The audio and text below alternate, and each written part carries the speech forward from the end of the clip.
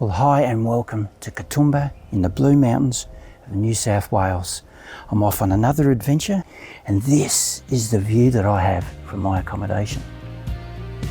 Just spectacular.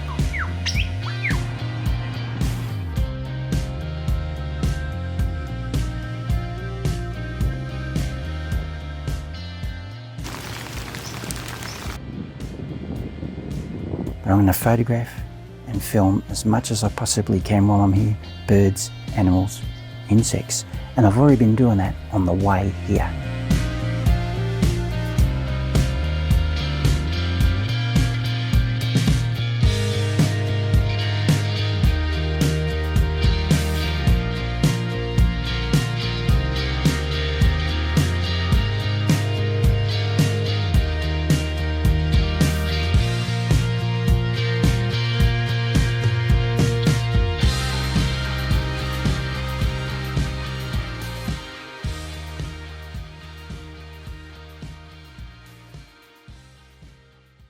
Would you like to know what Corowa is like?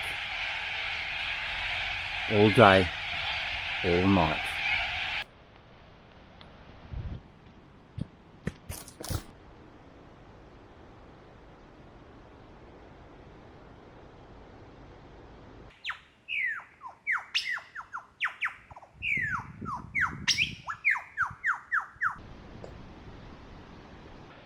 Well, good morning. We're out on the trail. How exciting is this? And to get started, we saw a lyrebird. I'm really excited about this trail. The sun's popped up over the hill now, but it's very dark. It's overcast. Still expecting some more rain and storms, which we had last night.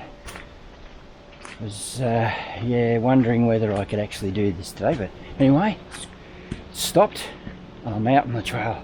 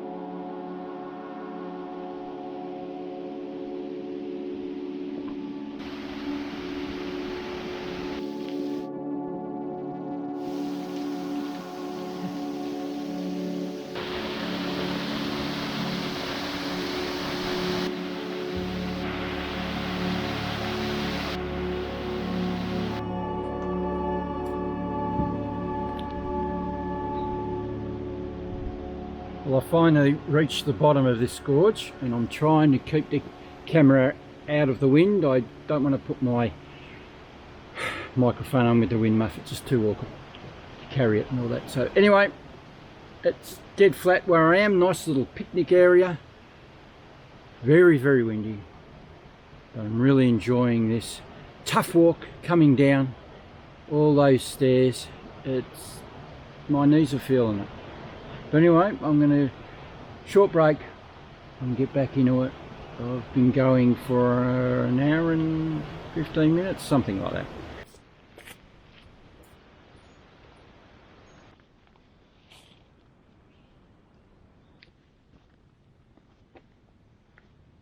Well, I've suddenly arrived at my turn off. I thought I'd have a bit more to go, but all of a sudden here it is, up the 800 steps. It's going to be interesting. But that's an hour. It's saying an hour to get back up the top to where my accommodation is. But I'm going to just sit and soak up the environment for a while. I was only just starting to really get into the groove of the place. Starting to open my eyes. All of a sudden it's finished. I certainly have spared you a hell of a lot of stairs and a lot of other boring stuff. I was walking along, but yeah, this is awesome. The rocks not above me there. There's a bird up there. So anyway, I'm going to sit down, relax, and then start getting up those stairs.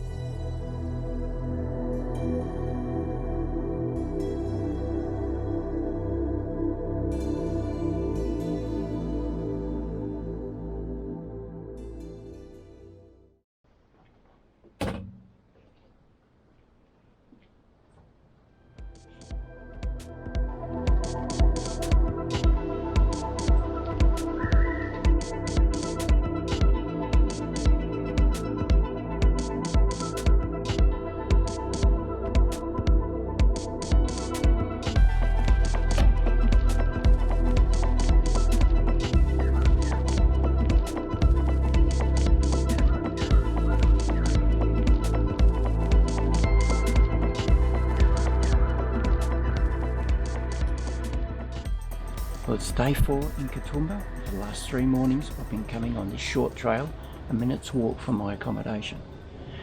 There's lots of banksia trees here that are in flower, and the honey eaters and other birds are drawn in to get that pollen and insects that are getting into the flowers. Now I have a bit of a problem with low cloud, so for the last 3 days it's been hanging around like fog, thick fog. That's created a lot of atmosphere, but it's also created a bit of a problem every now and then as it wafts up past the flowers, and that's when the birds tend to land on them. So we're getting a bit of fogginess about the image, so it's not particularly clear, so it makes the bird, especially its eyes, not look so sharp. I have a technique in Photoshop that can help clear that up, but doesn't always work on every image. Now they're also doing a circuit, so they're not coming to one spot all the time, they're going to all the trees, just doing this circuit, coming back every now and then. So it's not worth my while trying to follow them because I'm going to freak them out. Yeah, they just keep flying off. So it's better if I pick a spot like I have here where I have multiple choices. So I've got a tree there, I've got one here, and 2 behind me that are just a bit lower than the sky, trying to make sure that background's going to be good by not having that bright reflective clouds foggy look about them being in the scene. We don't want that because it's going to be a distraction to the image. But I've been getting some good results every now and then, as long as that fog, the clouds don't come past in between me and my subject, and it's been alright. I've got a full day today, and then tomorrow morning for another little short walk, and then we're out of here, moving on to somewhere else. I'm going to hang around here as long as I can this morning, see if I can get a much better shot than what I've already achieved.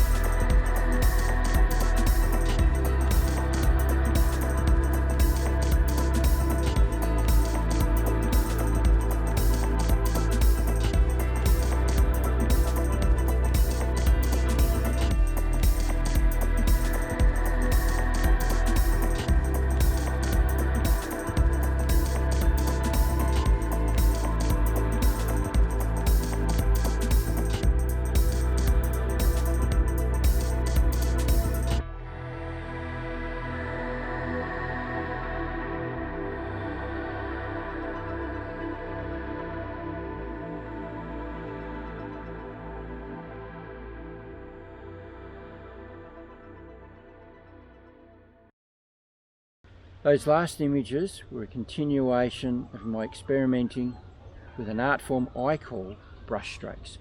So that's striking the camera down or sideways with very slow shutter speeds to give you that streaky background. And it has a brush stroke effect. Quite a few years ago now, I took that a lot further than anybody else has in the past. I certainly didn't invent it, but I have taken it a lot further. So I wanted to expand this experiment by doing some of it at the beach. So following birds in flight that are low to the ground. I want to know what the right shutter speed is and also what background best suits it. So I've learnt a lot with that. I've also learnt a lot with my continuing of experimenting with birds and animals in the rain. I yesterday worked out a little technique in Photoshop to really enhance those raindrops because it's very hard to make them show up. So trying to work out the right background and things like that that are going to work with rain is certainly a lot of fun, but also difficult to work out. If you want to know about them and how I went about editing those photographs of in those foggy conditions, leave a comment in the comment section below this video that you would like to know how I went about doing all of that stuff. If I get enough people asking me, I will certainly make a video. Now I hope you enjoyed this video as much as I have bringing it to you. It was certainly a photography feast as far as photographing birds. Absolutely had a ball. My favourite things were sitting on the veranda at Katoomba. That was just an amazing view. It was far better than watching TV. as long as it wasn't raining.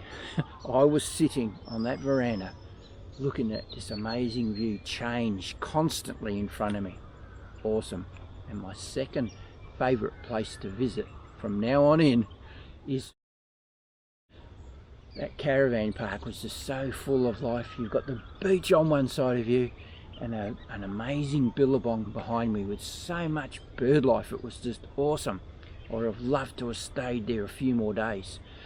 I would have achieved a hell of a lot of fantastic images. I'd rattled off over 5,000 images. Now normally I'm a one-shot person, but there was a lot, too many occasions I had to use 20 frames per second, and that's the biggest culprit for me taking so many images. Every night I'd sit down, download to my laptop what I'd taken for the day, 1,000 images or something like that, and I would whittle them down, just picking out the very best, or the best I could, for at least showing you in this video. So I'm still doing that even now that I've been home a couple of days. I just took far too many images, but you have to achieve the best shot, that is for sure. Alright, that's enough of me waffling on. I really hope you enjoyed this feast of photography. If you really liked this video, if you could hit the like button, give me the thumbs up and help my poor little channel grow. That would be awesome if you could help me out with that. Like to subscribe to my channel, it's easy. Click on my pretty little face just down in the bottom right hand corner of the screen. Hit the little bell, you'll get notification whenever I do anything else. And if you want to go and have a look at all the other mad and crazy things I've been doing in the past, click on my icon right here at the end of this video. Take it to my channel. I talk about photographing and filming in a forest environment, give you some tips here and there. I buy camera equipment and give you my honest opinion on them. I also take you on adventures. So go and have a browse. There are tons of stuff to choose from there. I'm sure there'll be something here of interest there. Now just remember, if you don't do, you don't get. So get out there and start photographing and filming wildlife, and I'll catch you on the next one. Bye.